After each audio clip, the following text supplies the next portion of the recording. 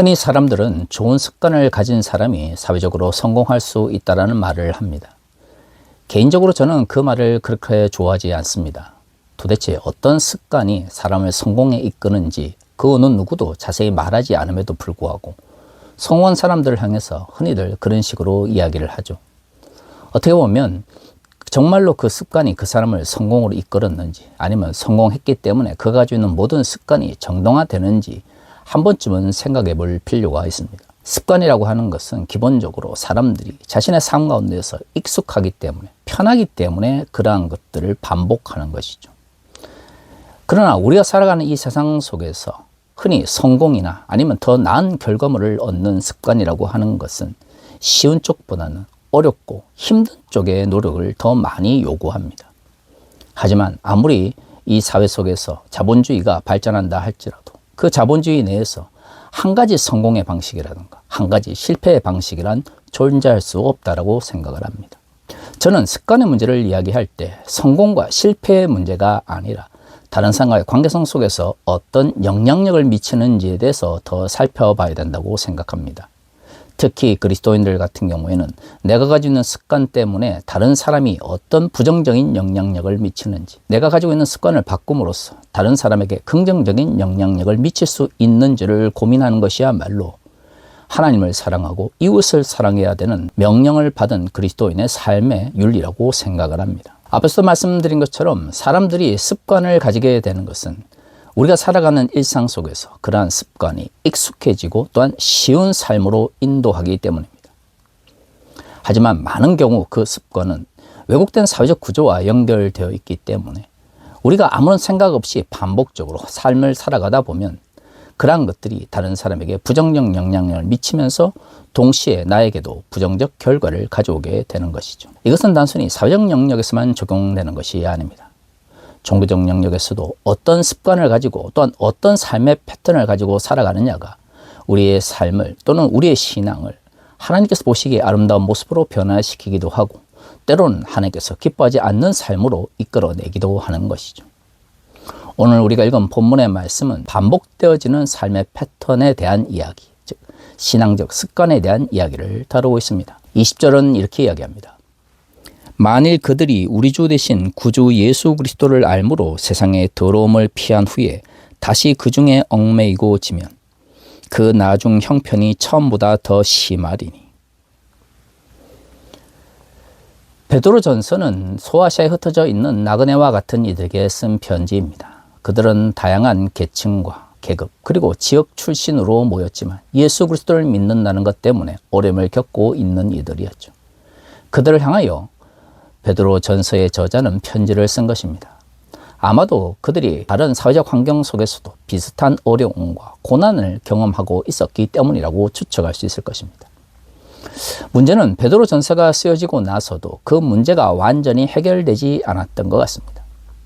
베드로 전서와 베드로 후서 사이에 또 어떤 편지가 있었는지 알 수는 없지만 한 가지 확실한 것은 베드로 전서가 쓰여지고 나서 어떤 이들은 그 말씀대로 자신의 삶을 돌아보면서 눈앞의 어려움을 이겨내는 치열하게 노력하는 삶을 살아가는 이들도 있었지만 오늘 우리가 읽은 본문의 말씀처럼 베드로전서를 읽고 나서도 그들의 잘못을 반복하는 사람들도 존재했던 것 같습니다.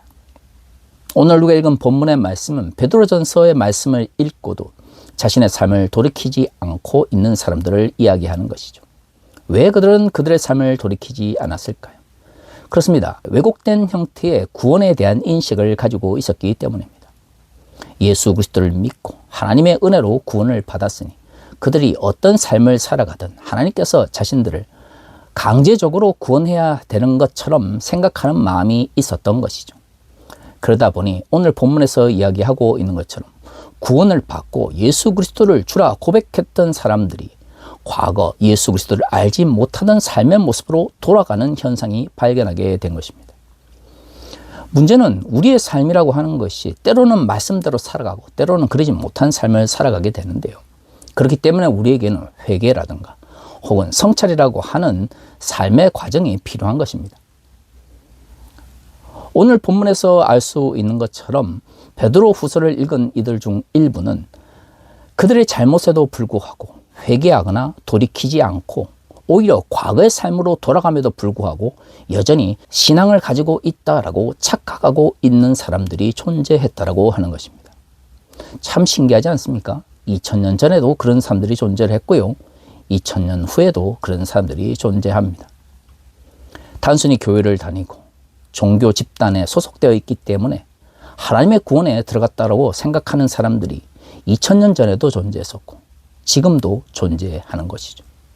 하지만 베드로후서의 저자는 하나님께서 우리에게 주신 구원이라고 하는 것이 분명 하나님의 은혜의 결과임에도 불구하고 그리스도인들은 하나님께서 기뻐하시는 삶의 모습을 분명히 지켜야 한다는 것을 말하고 있습니다. 그러지 않은 사람들, 즉 믿음이 있다라고 말을 하지만 예수를 믿기 이전의 삶의 모습으로 돌아가 그러한 가치 속에서 뒹굴고 있는 사람들을 오늘 20절에서는 분명히 비판하고 있는 것이죠. 21절과 22절은 그러한 삶을 살아가는 사람들을 향하여 굉장히 강한 어조로 비판하고 있습니다. 의의 도를 안 후에 받은 거룩한 명령을 저버리는 것보다 알지 못하는 것이 도리어 그들에게 나으니라. 참된 속담에 이르기를 개가 그 토함였던 것에 돌아가고 돼지가 씻었다가 더러운 구덩이에 도로 누웠다 하는 말이 그들에게 응하였도다. 21절을 보면 오늘 베드로후서 2장을 기록한 저자가 비판하고 있는 이들은 예수 그리스도를 알지 못하는 사람들이 아닙니다. 그들은 의의 도라고 표현되어 있는 예수 그리스도의 가르침을 알고 있고요. 또한 한때는 그것을 지키기 위하여 노력했던 사람들입니다. 문제는 과거에는 의의 도를 알고 그것을 지키기 위하여 노력했을지 모르겠지만 지금은 전혀 그런 삶을 살아가지 않고 있다고 하는 것이죠. 22절을 보면 현재 그들의 삶의 모습은 예수를 믿기 전에 잘못된 삶의 방식으로 돌아가 있다는 것을 알 수가 있습니다.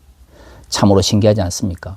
스스로는 예수 그리스도를 믿고 있다라고 말을 하고 또한 그렇게 확신하고 있으면서 그들의 삶은 전혀 예수 그리스도께서 가르치신 대로 살아가고 있지 않은 것이죠. 그렇기 때문에 오늘 본문에서는 개와 돼지의 비유를 통해서 이들의 삶을 비판하고 있는 것이죠. 사실 우리가 오늘 읽은 베드로후서 2장의 말씀뿐만 아니라 예수 그리스도를 믿었던 이들이 현재 그들의 삶이 하나님께서 가르치신 하나님의 나라의 가치와 전혀 관계없는 삶을 살아갈 때 이런 식의 매우 신랄한 비판을 성경에서 자주 찾아볼 수 있습니다. 오늘 우리가 읽은 본문의 말씀은 이것을 비유적으로 매우 강하게 이야기하고 있을 뿐이죠. 그럼에도 불구하고 과거 한국교회에서는 이러한 말씀들은 제대로 주목을 받지 못했습니다. 왜냐하면 우리의 구원은 심리적 변화를 통해서 하나님께서 우리에게 주시는 예정 안에 있는 것이기 때문에 우리가 믿음을 가지기만 하면 하나님께서 의무적으로 혹은 강제적으로 어쩔 수 없이 구원을 시키셔야 하는 것처럼 한국교회가 가르쳤기 때문이죠. 특히 근본주의적 성향에 강한 교회일수록 이런 식의 구원론을 선포했었습니다. 하지만 우리가 잘 알고 있는 것처럼 이런 식의 이원론적인 구원론은 구원파적 이원론으로서 이단적 구원론에 가깝습니다. 성경은 우리가 구원을 받았기 때문에 하나님께서 기뻐하지 않는 삶을 살아도 괜찮다라든가 우리가 하나님의 말씀대로 온전히 실천하지 못한다고 해서 아무것도 실현할 필요 없이 그저 막 살아도 된다라고 말하고 있지 않습니다. 우리에게는 하나님 나라의 가치대로 살아야 될 의무가 있는 것이고요. 그것대로 살아가지 못할 때 우리에게는 반성과 회개의 과정이 필요한 것이죠. 단순히 반성과 회개의 과정으로서 끝나는 것이 아닙니다. 그렇게 진정한 반성과 진정한 성찰을 했던 사람들은 다시금 현실 속에서 하나님 나라의 가치대로 살아가기 위한 치열한 삶의 과정이 있어야 하는 것이죠. 치열하게 현실 속에서 싸워 나아가고 그것을 이루지 못했을 때 회개하고 반성하며 돌아보는 삶의 모습이 반복되어지는 것이야말로 진정 하나님께서 기뻐하시는 하나님 나라의 가치를 실현해가는 삶의 습관인 것이죠. 하지만 대부분 그리스도인들이 가지고 있는 잘못된 습관들은 이러한 치열한 삶의 모습과는 아무런 상관관계가 없습니다. 대부분 삶의 실천의 문제가 아니라 나 자신이 실천하기 싫어하는 나의 욕망을 변명하기 위해서 사용되어지는 경우가 많은 것이죠. 그렇기 때문에 참으로 하나님 나라의 가치들을 살아가기를 원한다면 우리가 가지고 있는 습관이 진정 하나님 나라의 가치를 실천하고 있는 습관인지를 돌아봐야 합니다.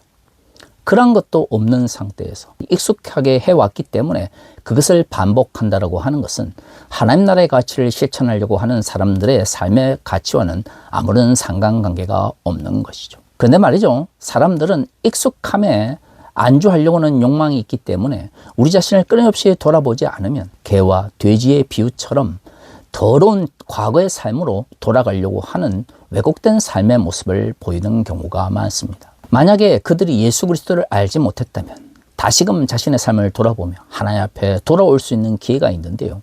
오늘 본문에서 알 수 있는 것처럼 예수 그리스도를 알고 하나님 나라의 가치를 안다라고 하는 사람들이 현실 속에서 그저 잘못된 습관에 매몰되어서 안주하려고 할 때 그들에게 다시금 회개할 수 있는 기회가 주어지지 않는다는 것을 알 수가 있습니다. 그렇기 때문에 21절에서는 그들이 차라리 예수 그리스도를 알지 못했다면 그들의 구원과 그들의 삶의 문제에 있어서 더 유익했을 거다라고 말하고 있는 것이죠.